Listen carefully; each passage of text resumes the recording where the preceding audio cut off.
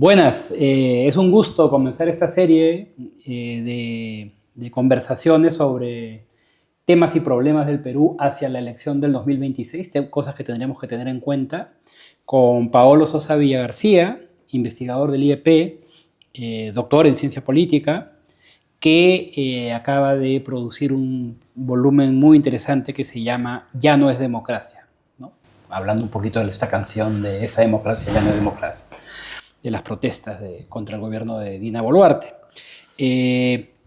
La intención de estas conversaciones es plantear diversos temas en los que el Perú debería estar muy alerta para pensar lo que elegimos y lo que va a ser el futuro después de la elección del 2026.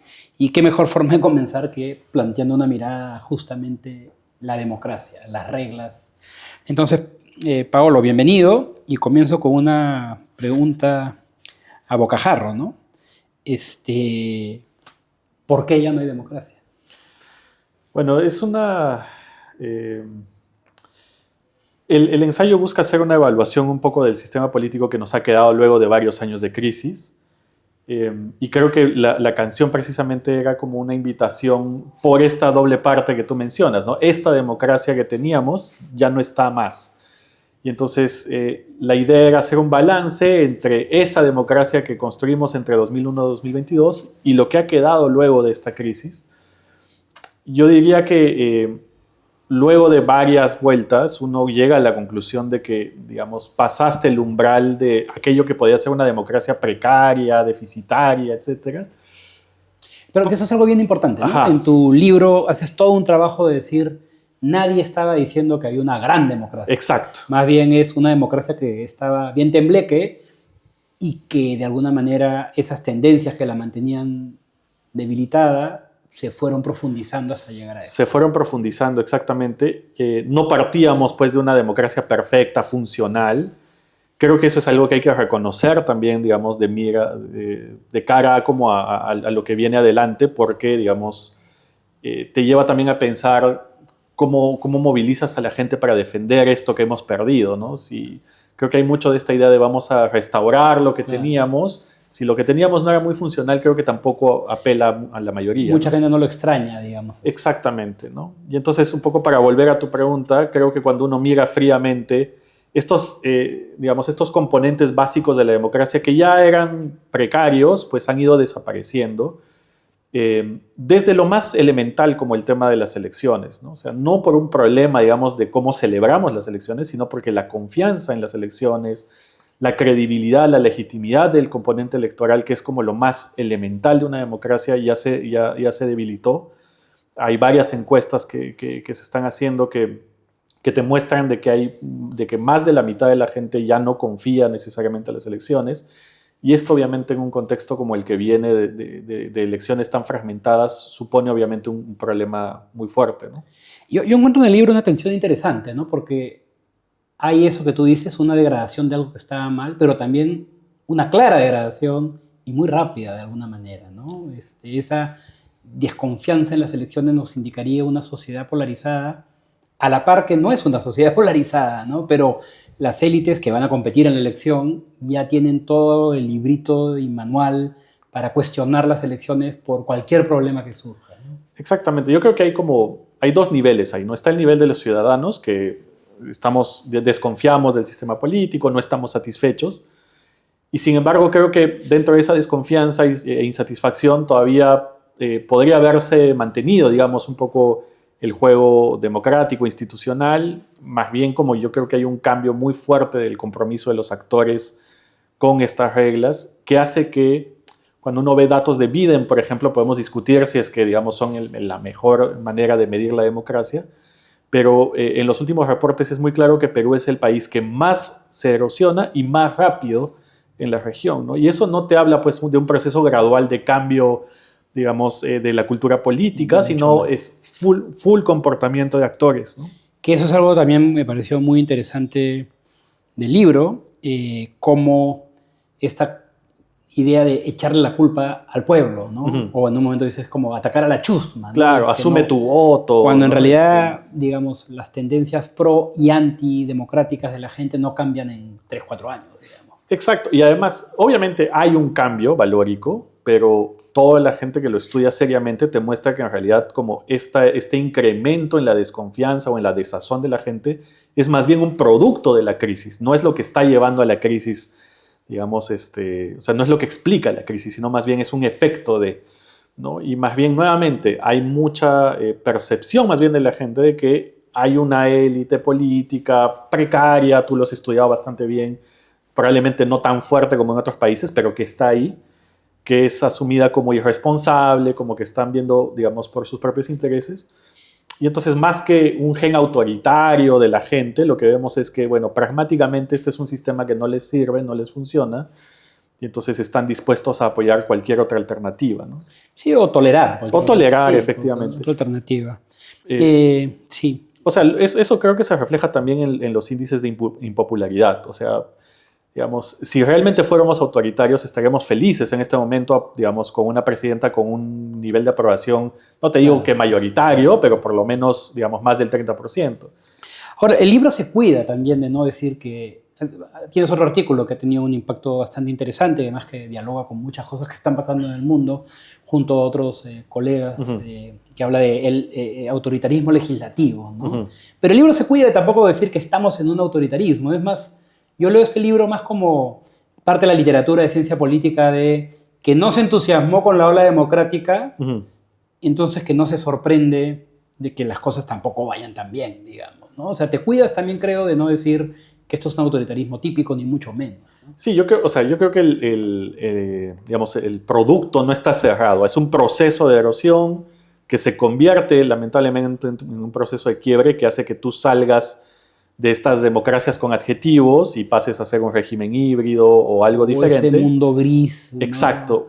Pero que ese mundo gris no va a durar mucho tiempo tampoco. Y que ¿no? claramente no es democrático, pero yo no sé. O sea, yo creo que hay una posibilidad de que esto perviva como está, extrayendo rentas, pero también es la que está en el libro, la posibilidad de alguna forma de legitimidad más autoritaria que te concentre poder, ¿no? O sea, existe esa posibilidad, va a depender también de cómo resulten las elecciones, pero creo que hay como un nivel, o sea, estamos llegando a un punto de estabilización también, o sea, cuando uno mira que Dina Boluarte es la presidenta que más ha durado en el cargo desde el 2016, ¿no? Entonces te pones a pensar de que algo se está empezando a ordenar, y yo creo que quien llegue a la presidencia en el siguiente periodo, además con un Congreso muchísimo más fuerte, va a identificar que la manera, digamos, de relacionarse con el Congreso que tiene Dina Boluarte es probablemente la más beneficiosa, ¿no? En el mediano plazo.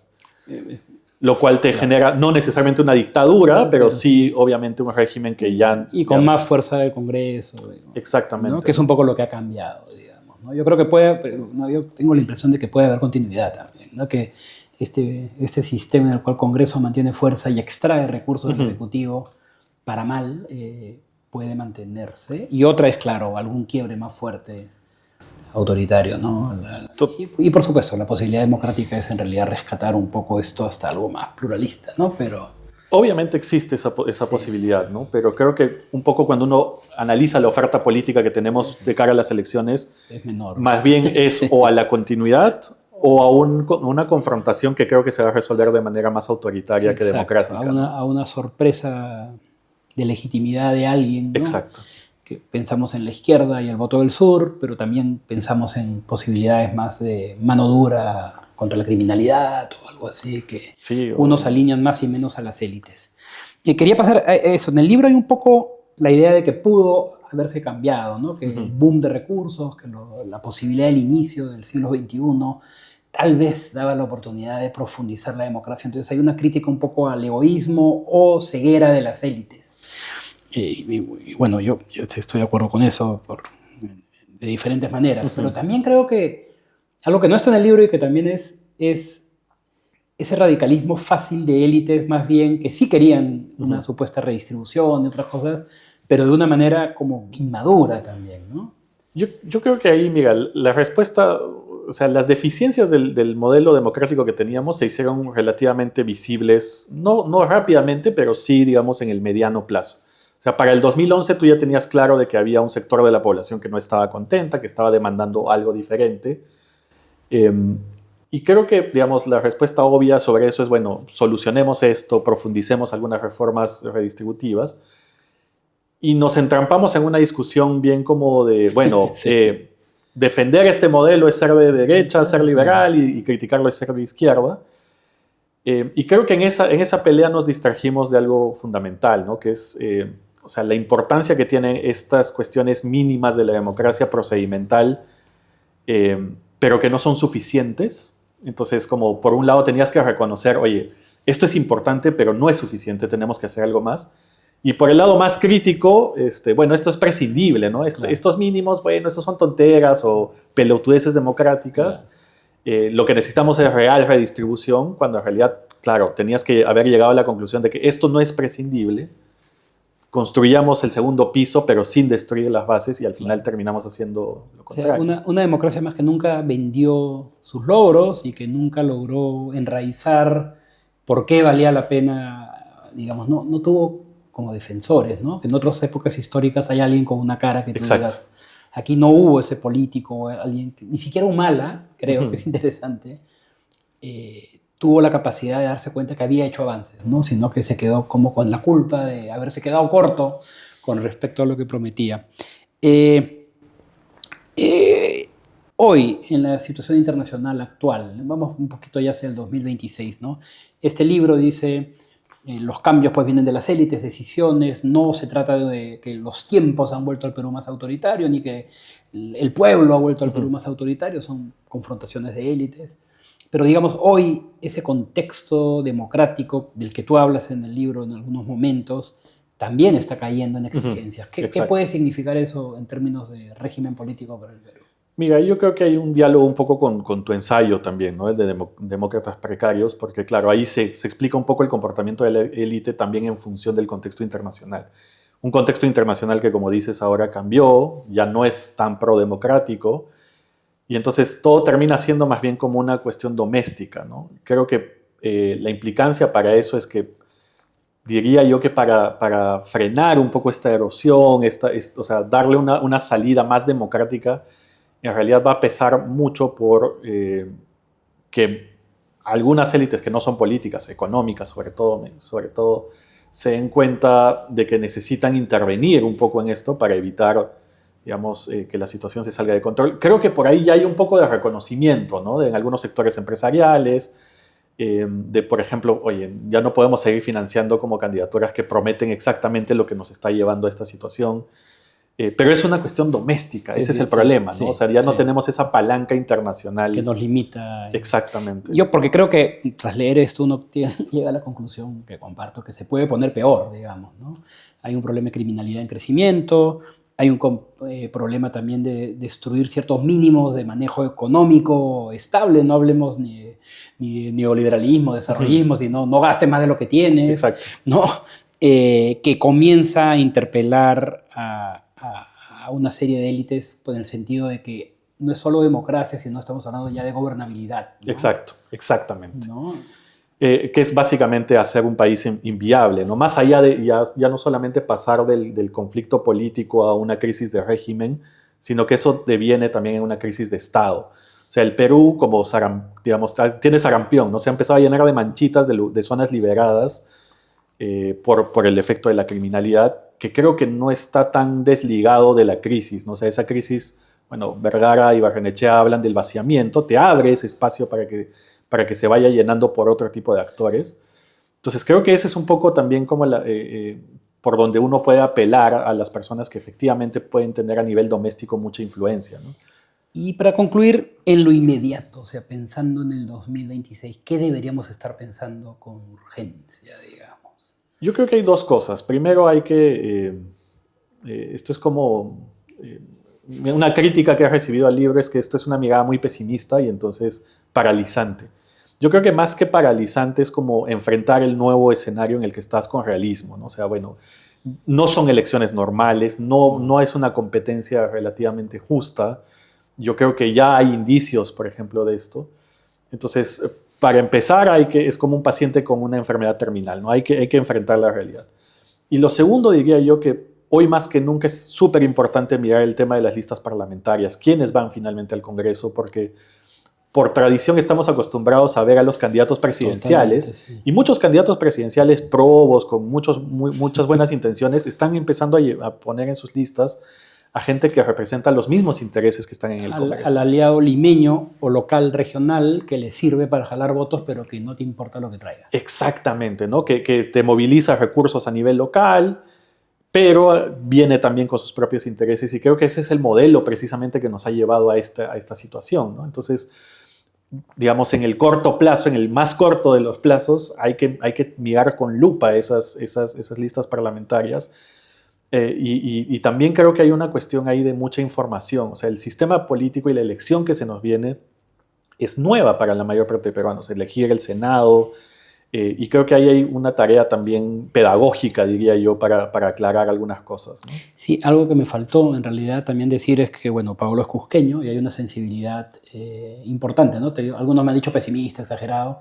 Estamos hablando de 50 muertos, ¿no? O sea, estamos hablando de un país que va a ir a una elección fragmentado, pero además dividido, ¿no? No es solamente la fragmentación actual, sino una división de un sector que es muy crítico con esta democracia que permitió que haya 50 muertos sin una investigación profunda, sin una caída tú mencionas algo importante, creo, ¿no? De repente exageramos en ciertos momentos los académicos, los intelectuales, las élites democráticas en pedir renuncias o cosas, pero creo que eso sí ameritaba, esos 50 muertos ameritaba una verdadera cambio grande en renuncias y responsabilidades, y nada de eso pasó, ¿no? Entonces, yo sí encuentro que cuando, digamos, podemos discrepar o discutir los contenidos del libro, pero la idea de exageración frente a lo que estamos viviendo creo que también pasa por una suerte de elitismo o sobonería congresal que no valora la profundidad de lo que nos ha pasado. Y yo creo que conversaba hace poco y me decían, bueno, ¿qué viene en el sur en las siguientes elecciones? Seguramente más de lo mismo, van a seguir votando antisistema, y a mí me parece que es un poco esa insensibilidad, ¿no? O sea, ya no es solamente todo este tema de la transformación, de los cambios, sino que hay una cuestión de dignidad también en muchos de los discursos de la gente, ¿no? Y que creo que se sigue expresando además en cada oportunidad. Tú ves un partido de fútbol en Apurímac y empieza a sonar esta democracia ya no es democracia. No, es un partido de fútbol, ¿no? Y entonces creo que hay una cuestión moral ahí que se rompió. ¿No? Exacto. Nacional, y que creo que va a manifestarse. Incluso gente que en privado te puede decir tengo una posición más cuidadosa, esto es más complejo, por su entorno y por el dolor de lo que ha pasado, no puede, tiene que ser muy dura y muy crítica con cierta... Y eso rompe pues canales de diálogo y de acercamiento de diversas formas, ¿no? Totalmente, ¿no? Y además tienes no solamente la respuesta en ese momento que fue deficiente, o sea, que ni siquiera hizo una cuestión simbólica, sino que más bien simbólicamente premió a la persona que era responsable, sí. Pero tienes además algunas otras autoridades vinculadas con no sé, pues magistrados del Tribunal Constitucional saliendo en televisión a decir, bueno, faltaba más represión, ¿no? 2 o 3 años después. Creo que, y bueno, justamente en este espacio lo que buscamos es hablar de cosas del pasado, el presente, que se vinculan a la situación actual, pero es un poco volver a viejos discursos nacionales elitistas, ¿no? El problema no es Lima y su élite, sino todos los salvajes que la rodean, y por eso matarlos, pues, no generó un shock